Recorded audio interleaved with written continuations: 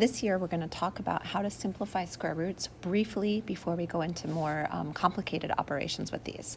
So it's supposed to be a review topic. With what happened last spring with virtual learning, it may not be a review topic. So we'll find that out as we go through. So if I start with my list of perfect squares, I'm going to have you do this on your paper. We've done this in class.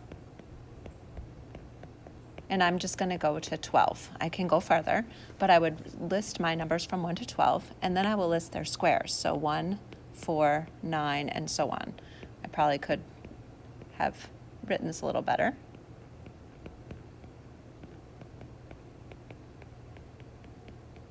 So there are my perfect squares. I find it really helpful to have them in front of me because when I'm asked to simplify a square root, then I can look at it and I can say, okay, she asked me to simplify the square root of, let's say, 72.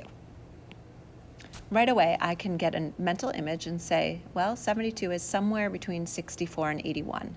It is not a perfect square, but I do know it's somewhere between 64 and 81, which means it's somewhere between 8 and 9.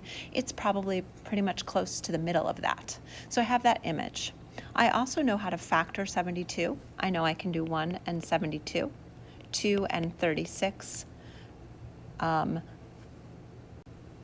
I have 3 and 24, and this might be where you reach for your calculator, which you can have in class. So I could have 4 and 18, and I can have 6 and 12.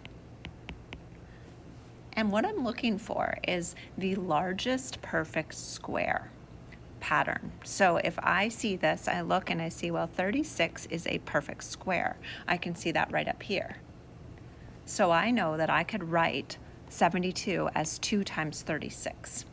So I'll do that. I'll say square root of 72 is the same thing as 2 times 36. Well, I know the square root of 36. The square root of 36 is 6. So keeping that in mind, I know that the square root of 2 times 36 can be written as the square root of 2 times the square root of 36.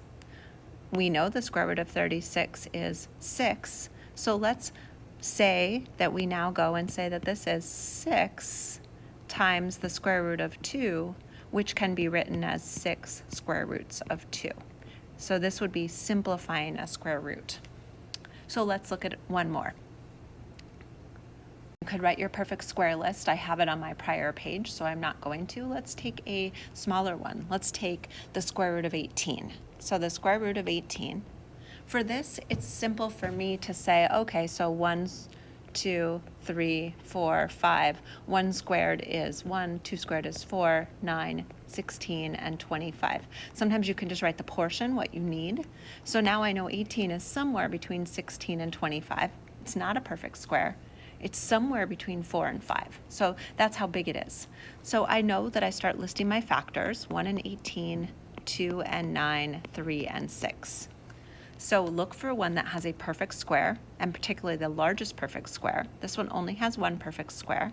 So we would rewrite it as the square root of 2 times 9. Well, I know the square root of 9 is 3. So I will change and write this as 3 square roots of 2.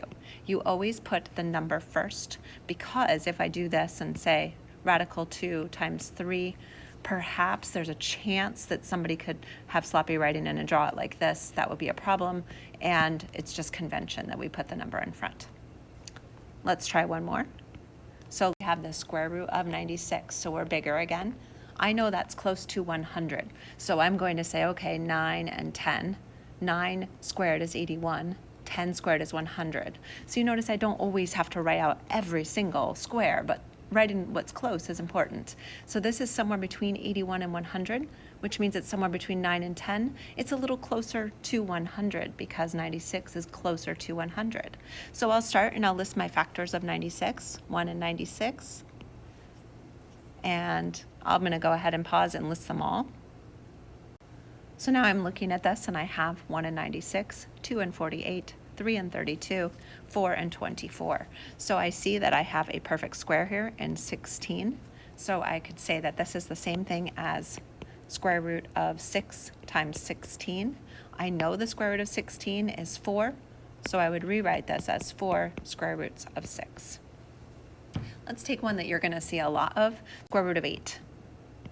Square root of 8 is a fun one. You might just memorize this one. You end up with 1 and 8, 2 and 4, and you know that the perfect square would be 4.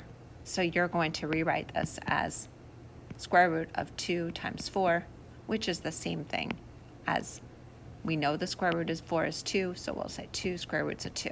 So I would bet that you have this memorized pretty quick. It shows up a lot. The square root of 8 is 2 radical 2.